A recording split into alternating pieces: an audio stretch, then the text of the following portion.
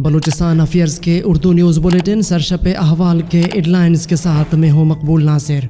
پنجگور میں فائرنگ کے واقعات میں ایک شخص قتل، خاتون سمیت 4 افراد شدید زخمی ہو گئے۔ ممتاز بلوچ تیسری مرتبہ لاپتہ کر دیا گیا ہے، بازیاب کرایا جائے۔ نگراں وفاقی حکومت بلوچستان میں باپ پارٹی اور ڈیتھ اسکواڈ کے گٹھ جوڑ کو دوام دے رہی ہے۔ BNP۔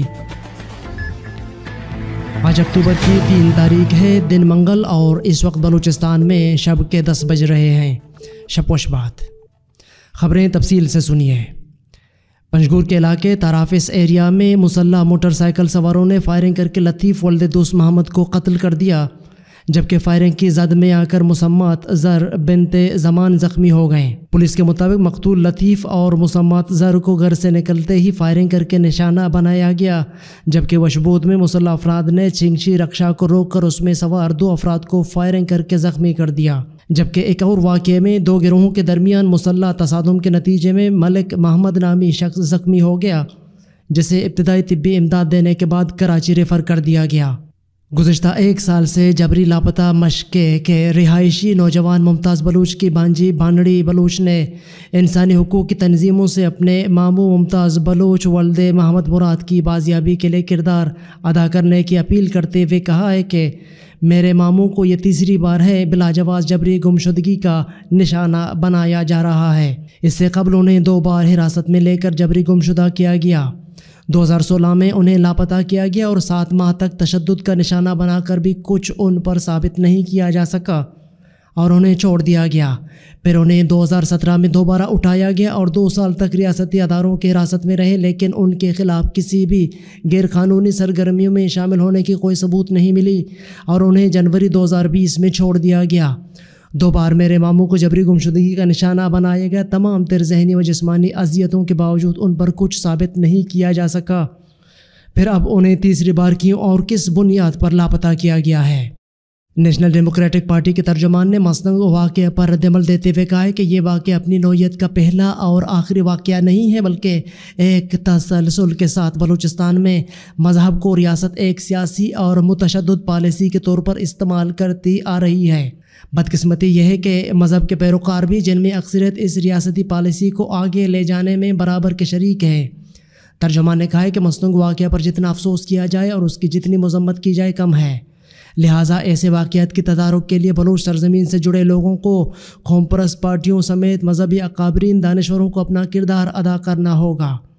کیچ کے علاقے کیساک کی گرلز اسکول میں ٹیچرز کی عدم موجودگی کے خلاف اسکول کی طالبات سڑکوں پر آ گئیں۔ احتجاجاً تربتہ پنجگور شاہراہ بلاک کر دیا۔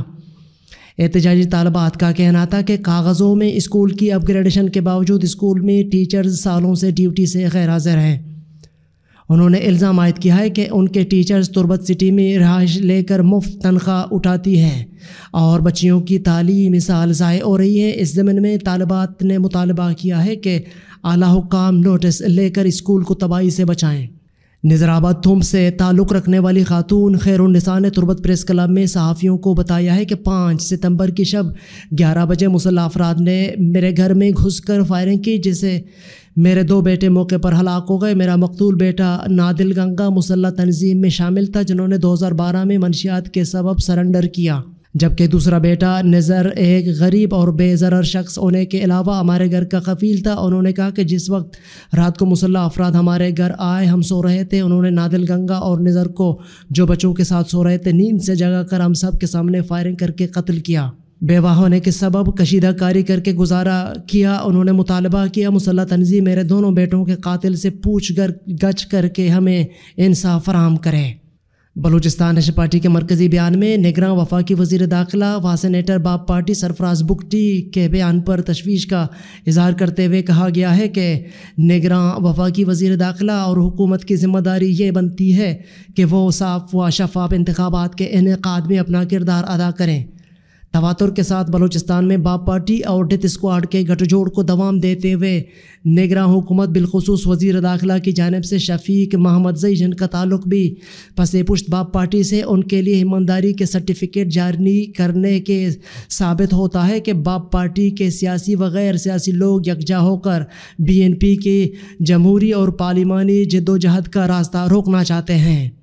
لیویز رائے کے مطابق بولان میں لیویز فورس نے کارروائی کرتے ہوئے قتل، اغوا برائے تاوان میں مطلوب ملزمان نذیر احمد، ابراہیم خان پسران، علی نواز کو گرفتار کر لیا۔ کوئٹہ کے علاقے ماڈل ٹاؤن میں ڈاکٹر منوج اکیڈمی میں آگ لگ گئی۔ ذرائع کے مطابق آگ لگنے کے بعد فائر بریگیڈ کی گاڑیاں موقع پر پہنچ گئیں۔ تمام طلباء کو بحفاظت عمارت سے نکال لیا گیا۔ فائر بریگیڈ نے آگ پر قابو پا لیا۔ کسی قسم کے جانی نقصان کی اطلاع نہیں ملی۔ کوئٹہ کی احتساب عدالت نے مبینہ کرپشن کیس میں سابق صوبائی وزیر حامد خان اچکزئی اور سابق ڈائریکٹر ایڈمنسٹریشن QDA دلشاد کے وارنٹ گرفتاری جاری کر دیے۔ نگراں وزیر اطلاعات بلوچستان جان اچکزئی کا کہنا ہے کہ گرلز کیڈٹ کالج تربت میں کیڈٹس نے 3D پرنٹر کا استعمال شروع کر دیا ہے۔ نگراں صوبائی وزیر اطلاعات جان اچکزئی نے اپنے بیان میں کہا ہے کہ بلوچستان جدید ٹیکنالوجی میں آگے بڑھنے کے لیے تیار ہے۔ نگراں وزیر اعلیٰ بلوچستان میر علی مردان خان ڈومکی نے کہا ہے کہ جنوری 2021 سے بلوچستان میں پولیو کا کوئی کیس رپورٹ نہیں ہوا۔ پولیو کا آخری کیس 27 جنوری 2021 میں ضلع قلعہ عبداللہ سے رپورٹ ہوا تھا۔ تاہم حال ہی میں تقریباً 28 ماہ بعد بلوچستان کے ضلع پشین کے ماحولیاتی نمونوں میں پولیو وائرس کی موجودگی کی تصدیق ہوئی ہے، جو انتہائی تشویشناک بات ہے۔ زلزلے کے خدشے پر کوئٹہ کی ضلعی انتظامیہ نے 2 روز کے لیے کان کنی پر پابندی لگا دی۔ اسسٹنٹ کمشنر کی جانب سے ضلع میں 2 روز کے لیے کان کنی پر پابندی کا نوٹیفیکیشن بھی جاری کر دیا گیا ہے۔ پنجگور میں چینی کی شدید قلت، مارکیٹ سے چینی غائب، عوام کو مشکلات کا سامنا، انتظامیہ غائب، تاجران کمیٹی نے بھی منہ پھیر لیا۔ گزشتہ 2 مہینے سے پنجگور میں چینی کی قیمت میں اچانک اضافہ کر دیا گیا، 140 روپے سے بڑھا کر 220 روپے کر دیا گیا۔ انتظامیہ کی غفلت اور تاجران کمیٹی کی خاموشی کے بعد گزشتہ روز پورے بازار میں 1 کلو چینی بھی دستیاب نہیں تھا۔ کمشنر کوئٹہ محمد حمزہ شفقات نے کہا ہے کہ میں کوئٹہ کے رہائشیوں کو ایک حالیہ زلزلہ کی سرگرمی کی رپورٹ کے بارے میں مطلع کرنا چاہتا ہوں، جو اس خطے میں زلزلے کے امکان کی نشاندہی کرتی ہے۔ محکمہ موسمیات کے ذریعے اس رپورٹ کی تصدیق ابھی تک نہیں کی گئی ہے۔ بار بار عوام کی طرف سے اس بارے میں پوچھا جا رہا ہے، اس لیے یہ پریس ریلیز جاری کی جا رہی ہے۔ ہم اب بھی فرضی مشقیں کر رہے ہیں اور کسی بھی صورتحال کے لیے تیاری کر رہے ہیں۔ گزشتہ شب کوئٹہ کے نواحی علاقے سملی چھڑائی کے قریب تیز رفتار 3 گاڑیوں کے درمیان تصادم کے نتیجے میں ایک گاڑی میں سوار ایک ہی خاندان کے 2 سگے بھائیوں سید محمد نبی، سید دوست محمد، سید محمد اقبال سمیت ایک نامعلوم شخص موقع پر ہلاک ہو گیا۔ بتایا جاتا ہے کہ حادثے کا شکار ہونے والے افراد کسی تقریب میں شرکت کر کے واپس جا رہے تھے۔ الہوازی پسینے کے قریب کوسٹل ہائی وے پر کار الٹنے سے تم پلانٹ کی کاروباری شخصیت حاجی عبدالباقی ولد موسیٰ ہلاک ہو گئے، جبکہ 3 افراد زخمی ہو گئے۔ نگراں وفاقی وزیر داخلہ سرفراز بگٹی کا کہنا ہے کہ اب ریاست غیر قانونی کام حوالہ ہنڈی پر سختی سے نمٹے گی۔ اسمگلنگ اونٹوں پر نہیں ٹرکوں پر ہو رہی تھی، اور اس حوالے سے آرمی چیف نے کہا ہے کہ جو لوگ اسمگلنگ میں ملوث ہوں گے ان کا کورٹ مارشل ہوگا۔ وزیر داخلہ نے بتایا ہے کہ چیف سیکریٹری بلوچستان اسمگلنگ کے خلاف تحقیقات کر رہے ہیں۔ اسمگلنگ میں سیاستدانوں اور سرکاری افسران کے نام بھی شامل ہیں۔ اس تحقیقات میں کچھ نکلا تو سامنے لائیں گے۔ انہوں نے بتایا کہ مسنون دھماکے سے متعلق تحقیقات جاری ہیں، حقائق سامنے لائیں گے۔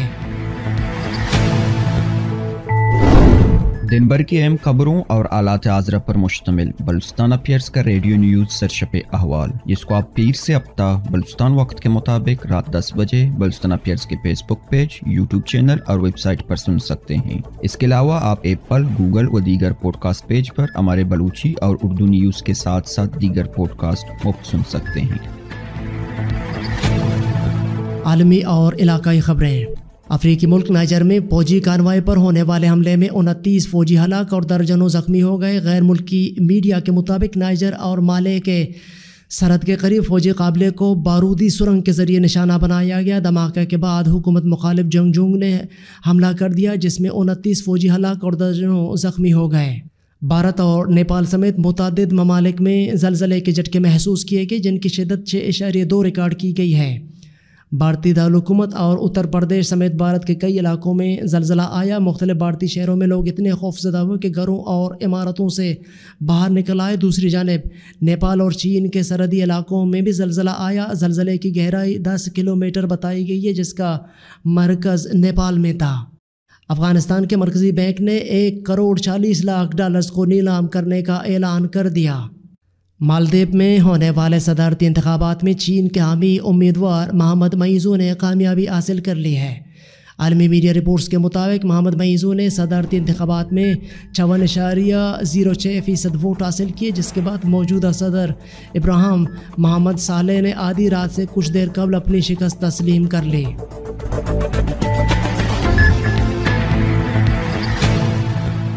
آپ یوٹیوب پر اردو نیوز بلیٹن شب 10 بجے اور فیس بک پر 10:30 بجے ملاحظہ کر سکتے ہیں۔ یہ تھیں اب تک کی اہم خبریں۔ مزید خبروں اور اپڈیٹس کے لیے ہماری ویب سائٹ اور یوٹیوب چینل وزٹ کریں۔ اس بلیٹن کے ایڈیٹر تھے قمر مالک بلوچ اور تکنیکی ایڈیٹر تھے عمر کریم بلوچ۔ مجھے بلوچستان افیئرز کی ٹیم کے ساتھ اجازت دیجیے۔ شب و شبات۔